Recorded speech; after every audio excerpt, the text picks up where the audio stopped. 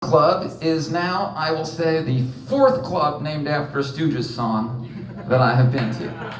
Brent, can you perhaps think of any of the other clubs that we know of named after Stooges songs? This one being the fourth that I can think of. Or Mem? Funhouse? Funhouse, that's right. Funhouse in Madrid. Played at that place. Mem, you have played not that long ago at TVI. New York City, and for a real deep cut, Loose in Helsinki, Finland. Ever played Loose? Bar Loose. It's got the Stooges font, so you know it's named after the Stooges song. That's four. We're gonna keep going around the world finding all the clubs named after Stooges songs until we have found all of them.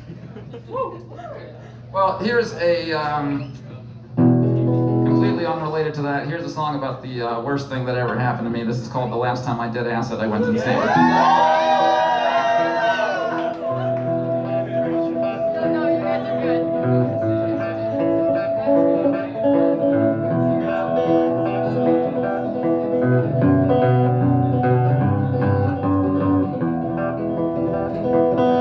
It was a night in July, a long, long time ago.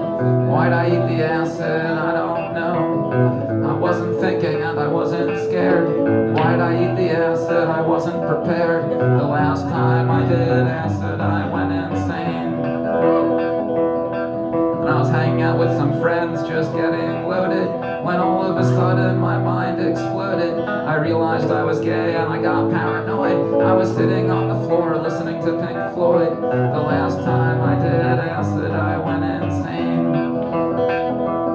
And I was drawing crazy pictures, and before I was done, the picture started pulsing like an alien lung. And I said, oh my god, this has just begun. And it was 12 more hours before I was done, and we were up on the rooftop. And I'll tell you the truth, I was convinced I'd already fallen off of the roof. And these weird metal things all around that space, they were teleporting me from place to place. The last time I did acid, I went insane.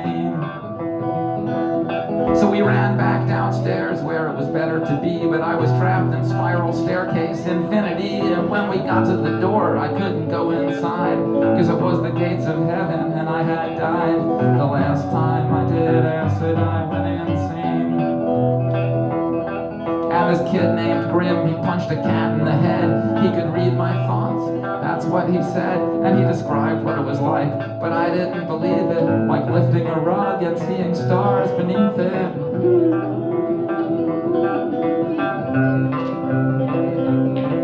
And the first rule of tripping was, don't be with people you don't trust. The second rule of LSD, the rooftop is not a good place to be.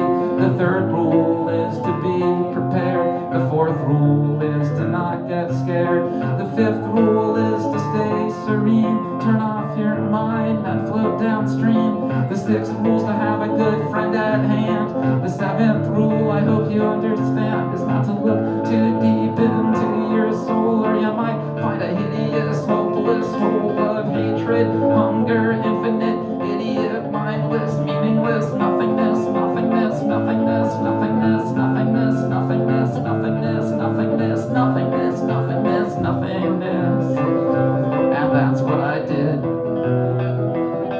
And I started to think about how every time I had taken any kind of psychedelic drug, I mean, these were in my teenage years, so my brief experiences, I felt as though I had taken it very seriously, because I had this intention to find out the real meaning of things, a deep philosophical quest I was on as a teenager. I figured I was going to find out the meaning of life, but then this time I actually did find it out. I wasn't really expecting to, it kind of just crept up on me, but then I did find out the meaning of life on this particular night.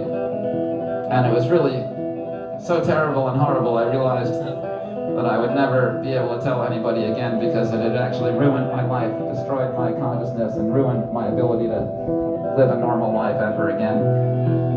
I realized I could just never tell anybody about her. I would ruin their lives completely, as mine had been ruined, and destroy their minds as my mind had been unfortunately destroyed. I was going to have to just keep it to myself forever. But I think tonight I will tell you the meaning of life and destroy everybody's lives here, I'm sorry to say.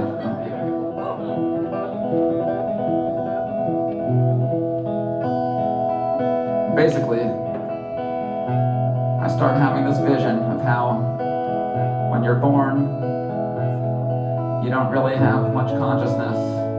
You don't really have much experience, of course, no experience at all. You're just this kind of like plain, blank, white slate of nothingness. And so everything that you think and all of your impressions are just things that are sort of like smearing off onto you from people and experiences that you've had. And it's sort of like everybody is just this blank sort of snowball like bouncing down a hill, and all these other snowballs covered in different smudges of colors and impressions and ideas and philosophies and experiences are just bouncing off of each other, hitting each other through all sorts of means. And as we're sort of smudging off on each other and leaving impressions on each other, we just end up with these all swirled impressions and ideas and things that we think are our thoughts and our consciousness, but they're just like amalgamations of things that other people have thought from bouncing off of each other, and then we all just land dead at the bottom of the mountain, and that's basically it. But underneath it all, there's really just nothing. There's just like this nothingness. And that nothingness, in fact, goes deep down to the cellular structure of just biological beings that are just on a quest to reproduce and eat and be comfortable. And other than that, all of these impressions, like, you know, how Grateful Dead is a cool band or something. Any of these things are just completely arbitrary impressions that could just as well have been anything else if you were born somewhere else in some other time and place. And underneath it all is just nothing. All of our impressions are just random and arbitrary, and anything could be anything else, because everything that I think is true is just happens to be what I think is true, but somebody else could think something else is true, and that would be true for them, and what would be true for me would be true for me, but it wouldn't actually be true because something else would be true for somebody else. So I realized actually that is the problem, because I realized that is what I think is true, is that everybody thinks something different is true, and if somebody were to ever tell me that something other than that was true, it would only prove that that was true, because that's what I thought was true, which is therefore the fact that nothing is true, because anybody could just think something else is true who has a different impression of things, means that nothing is true, except for the fact that I think that nothing is true because somebody could think something else is true. Therefore, if anybody were to ever prove to me that what I thought wasn't true, it would only prove that it was true. And therefore, my consciousness and my life had been completely ruined, and now yours have too. I'm terribly sorry about that, but that was what happened to me at age 16. And the final realization on that acid trip, the final realization was that people like me probably just shouldn't do acid, and so I didn't do it ever again. And that's the tale of how the last time I did acid, I went insane.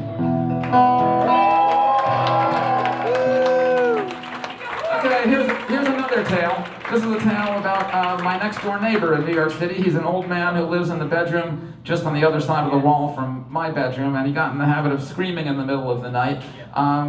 I don't know what kind of acid trips he went on in his youth that he's still thinking about, but meanwhile I'm trying to just go to sleep in my own meaninglessness, and I have to hear this old man screaming on the other side of my bedroom wall in the middle of the night, and I wrote a song about it. This is called Sad Screaming Old Man.